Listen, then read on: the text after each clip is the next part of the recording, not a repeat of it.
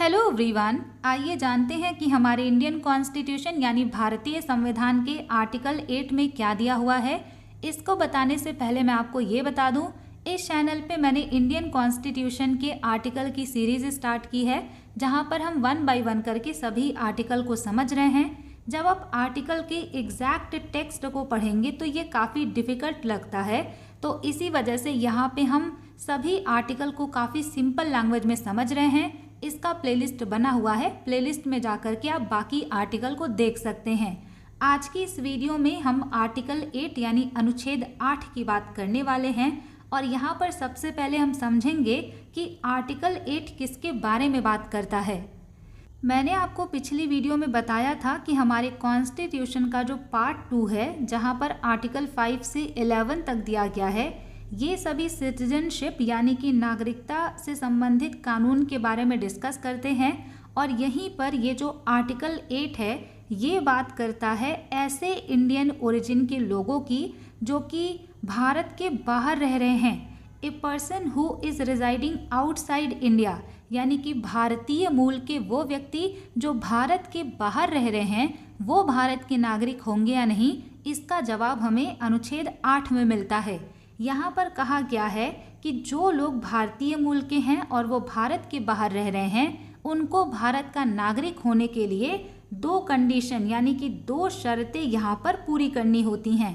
पहला कंडीशन है, if he और ईदर ऑफ हिज पेरेंट्स और any of his grand parents was born in undivided India, यानी कि वो पर्सन खुद या फिर उसके माता पिता में से कोई एक या फिर उसके ग्रैंड पेरेंट्स। अब यहाँ पर ध्यान दीजिएगा, ग्रैंड पेरेंट्स का मतलब होता है दादा दादी या फिर नाना नानी भी इसमें शामिल हो सकते हैं।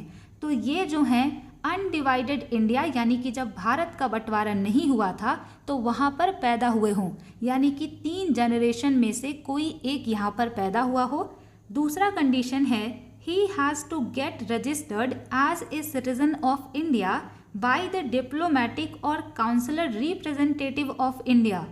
यहाँ पर इसका मतलब ये है कि वो जो पर्सन है, अगर वो दूसरी कंट्री में रह रहा है तो वहाँ पर भारत का जो रिप्रेजेंटेटिव है, यानी कि भारत का जो दूतावास है, वहाँ पर जाकर खुद को रजिस्टर कराए।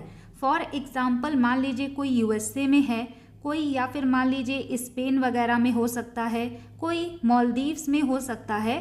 तो ये जो अलग अलग कंट्रीज़ होती हैं ना, यहाँ पर इंडिया का एम्बेसी है, यानी कि इंडिया का दूतावास है, वहाँ पर इंडिया के एम्बेसडर रहते हैं। तो अगर कोई भी भारतीय मूल का व्यक्ति किसी भी दूसरे देश में रह रहा है तो वहाँ के भारतीय जो रिप्रेजेंटेटिव होते हैं, वहाँ पर जाकर खुद को रजिस्टर करा ले कि वो भारतीय मूल का व्यक्ति है, वो उस कंट्री में अस्थायी रूप से रह रहा है, तब वो भारत का नागरिक माना जाएगा।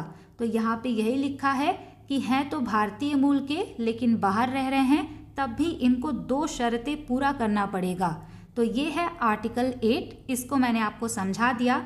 अब यहाँ पे देखिए, जो कॉन्स्टिट्यूशन का आर्टिकल है ना, उसमें ये सारी चीज़ें लिखी हुई हैं। तो यहाँ पर सिंपल लैंग्वेज में भी मैंने लिख दिया है, आप इसको भी पढ़ सकते हैं।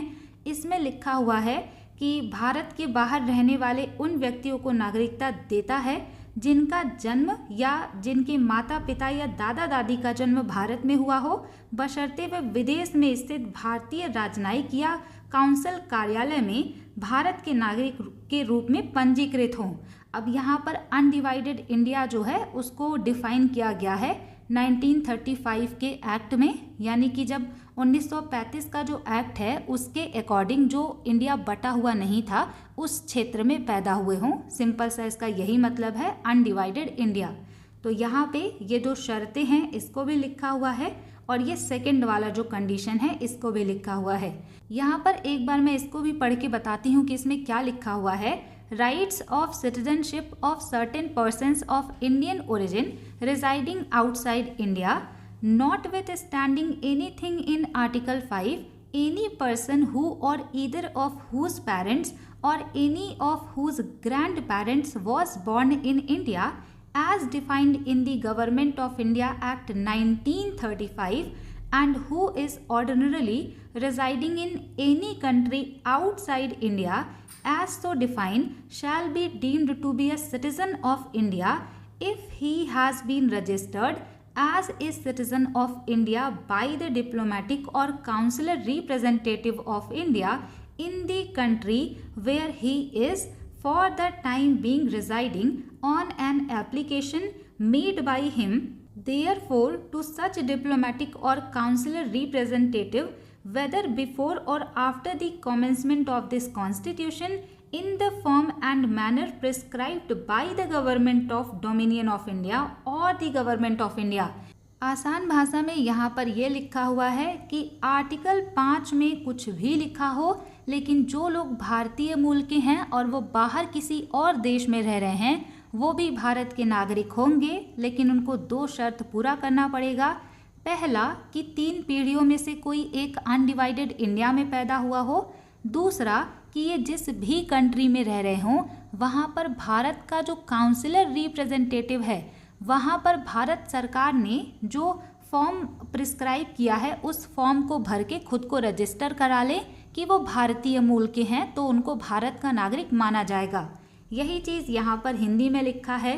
अनुच्छेद 5 में किसी बात के होते हुए भी कोई व्यक्ति जो या जिसके माता पिता या कोई अथवा पितामह या पितामही या मातामही में कोई भी भारत शासन अधिनियम 1935 में परिभाषित भारत में जन्मा था और जो इस प्रकार परिभाषित भारत के बाहर किसी देश में मामूली तौर से निवास कर रहा है, भारत का नागरिक समझा जाएगा यदि वह नागरिकता प्राप्ति के लिए भारत डोमिनियन की सरकार द्वारा या भारत सरकार द्वारा विहित प्रारूप में और रीति से अपने द्वारा उस देश में जहां वह तत्समय निवास कर रहा है भारत के राजनयिक या काउंसिलीय प्रतिनिधि को इस संविधान के प्रारंभ से पहले या उसके पश्चात आवेदन किए जाने पर ऐसे राजनयिक या काउंसिलीय प्रतिनिधि द्वारा भारत का नागरिक रजिस्टर कर लिया गया है।